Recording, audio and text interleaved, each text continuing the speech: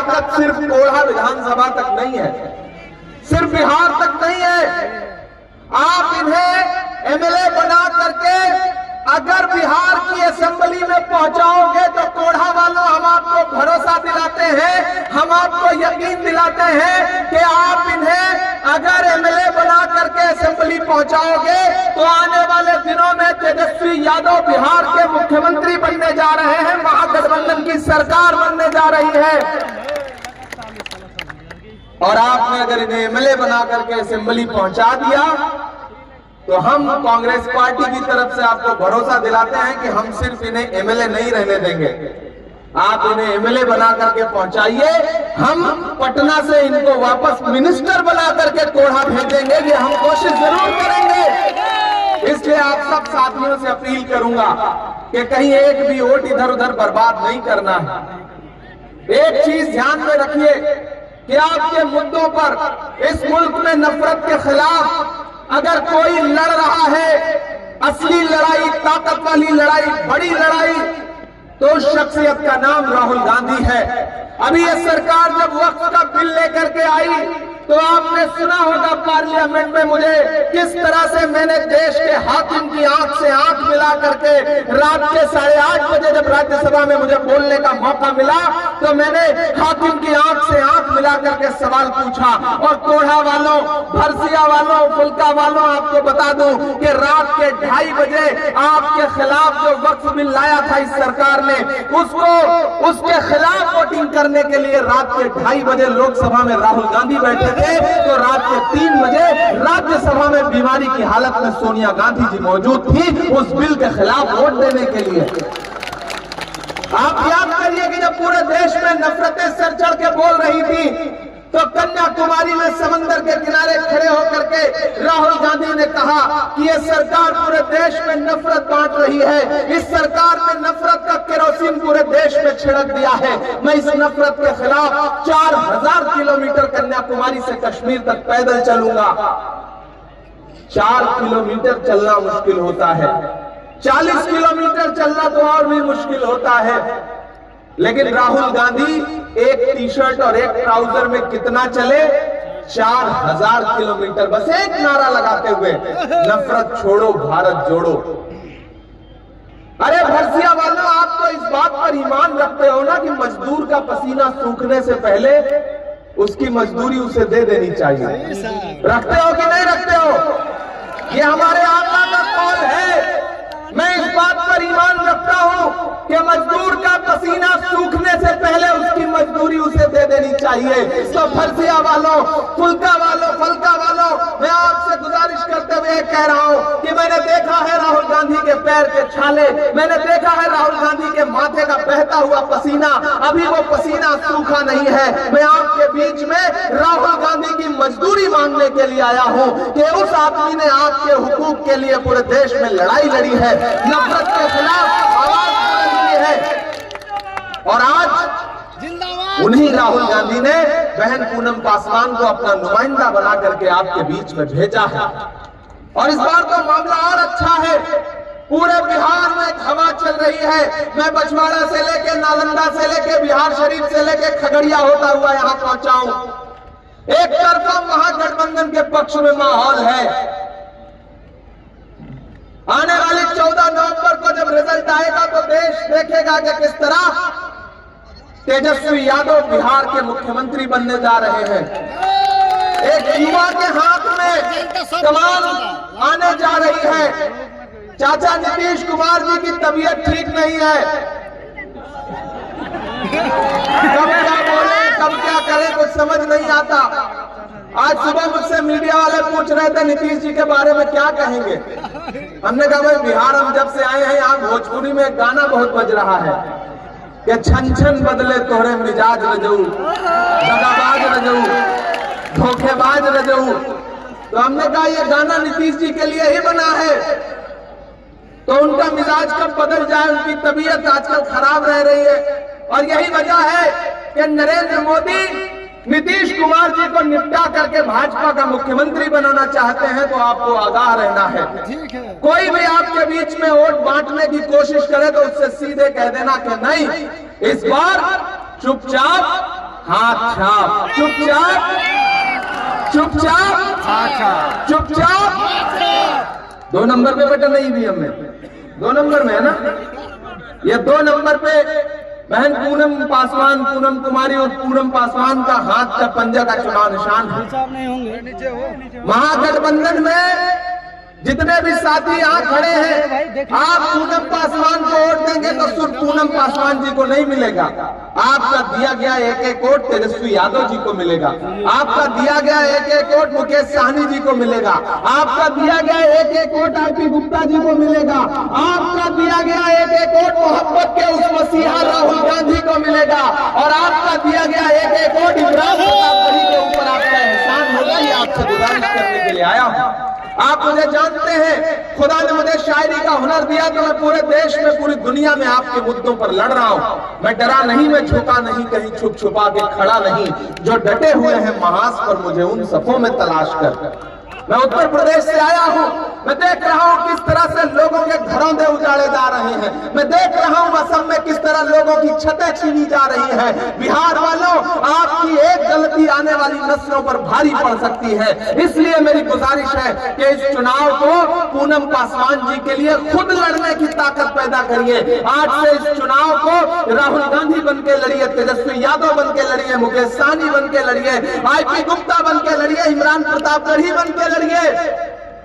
आपके व्हाट्सएप पर, आपके फेसबुक पे, आपके सोशल मीडिया में जो भी आपके जानने चाहने वाले हैं, आज से उनको समझाइए कि भाई ये वक्त नए एक्सपेरिमेंट का नहीं है, नया प्रयोग करने का नहीं है।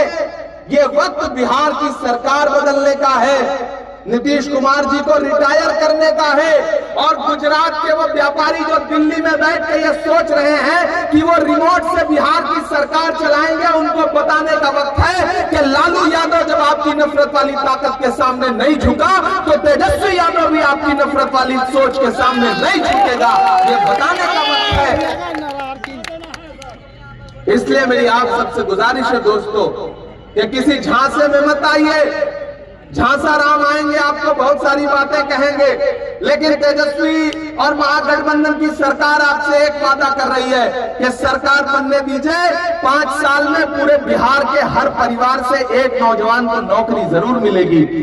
महिलाओं के लिए अलग से भत्ते का इंतजाम होगा, बिजली का बिल माफ रहेगा। ये सारी जो योजनाएं हैं, इस योजना को समझिए, और सबसे बड़ी बात कि नफरत के खिलाफ वोट करिए, नफरत के खिलाफ वोट करिए, नफरत के खिलाफ एकजुट होइए।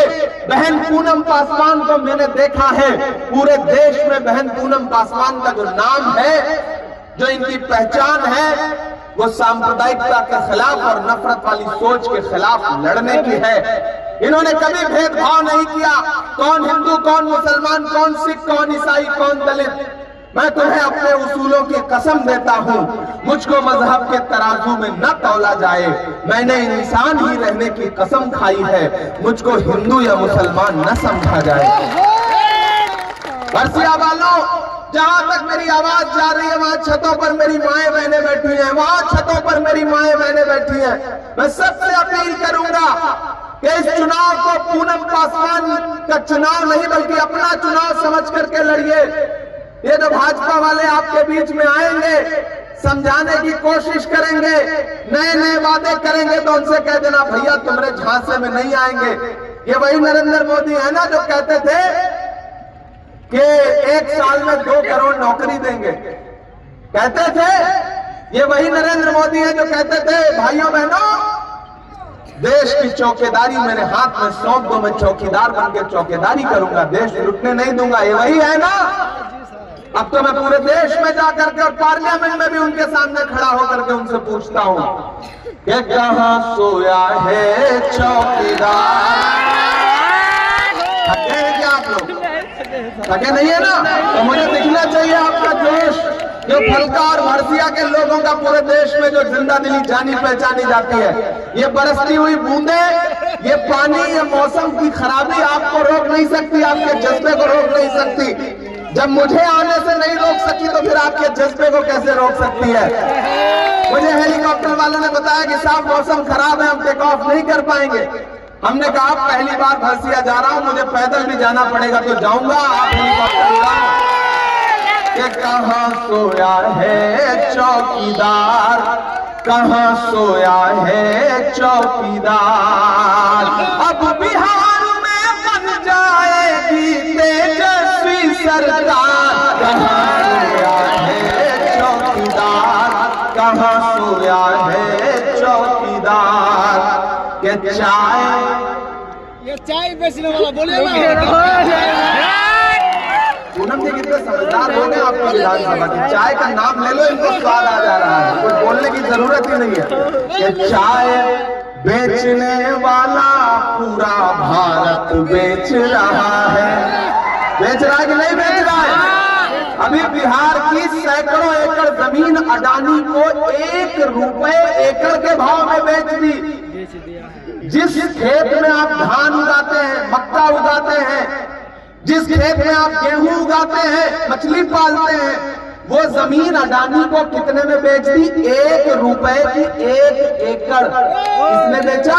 नरेंद्र मोदी जी ने कहा, उनके दोस्त नीतीश कुमार जी ने गुजरात के हमारे व्यापारी जो है अडानी जी को दे दिया। तब इमरान हिम्मत करके ये पंक्तियां पढ़ रहा है कि चाय बेचने वाला पूरा भारत बेच रहा है, इसी काम में हासिल से महारत बेच रहा है।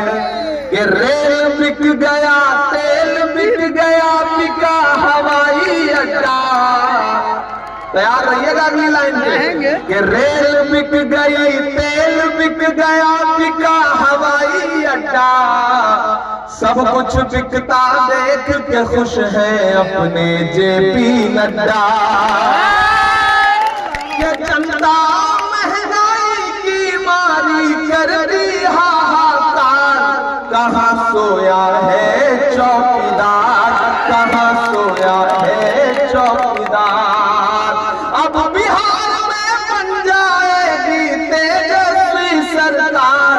कहां सोया है चौकीदार, कहां सोया है चौकीदार। जहां जहां मौजूद है उठाइए अपना एक हाथ, बहन पूनम पासवान के लिए जहां जहां मौजूद है उठाइए अपना एक हाथ, भरोसा दिलाइए मुझे कि मेरे आने को मायूस नहीं करेंगे। इस बहन को बहुत बड़ी जीत के साथ एक वोट दे करके बिहार की असेंबली में पहुंचाने का काम करेंगे। आप इन्हें बिहार की असेंबली में पहुंचा दीजिए। मैं राहुल गांधी जी से पर्सनल तौर पर गुजारिश करूंगा कि इस बहन को मिनिस्टर बना करके वापस तोड़ा भेजे, मेरी इनसे गुजारिश रहेगी। तो साथियों, आप सबसे मेरी यही अपील है, पहली बार आया हूं, सीमांचल वालों से मेरा एक जज्बाती रिश्ता है। जब 2016 में 17 में यहां बाढ़ आई थी तो उस दौरान से यहां आपके इलाके में काम करने के लिए आता रहता हूं। देश की पार्लियामेंट में खड़ा होकर के भी सीमांचल के मुद्दों पर, किशनगंज की अलीगढ़ यूनिवर्सिटी के सेंटर के लिए लगातार लड़ाई लड़ता रहा हूं। और आप जानते हैं कि जिस समय में आवाजों पर पाबंदी है, बोलने पर पाबंदी है, सोचने पर पाबंदी है, उस दौर में भी इमरान प्रतापगढ़ी आपकी आवाज बनकर के बोल रहा है, बिना डरे, बिना झुके, हाकिम की आंख से आंख मिला करके। इसलिए आप सबसे गुजारिश करता हूं दोस्तों, और मुझे पता है कि आने वाला दिन एक सुनहरा ख्वाब लेकर के आ रहा है। मैं जिस मिशन पे काम कर रहा हूं, अगर आपने 2025 में तेजस्वी यादव को बिहार का मुख्यमंत्री बना दिया तो 2029 में राहुल गांधी को भारत का प्रधानमंत्री बनने से कोई ताकत रोक नहीं सकती है, क्योंकि ये बिहार है। बिहार से उठी हुई आवाज पूरे देश में एक माहौल बनाती है। इसलिए दोस्तों, आखिरी 4 लाइनें पढ़ करके आपसे विदा लूंगा, क्योंकि अगली सभा के लिए पहुंचा।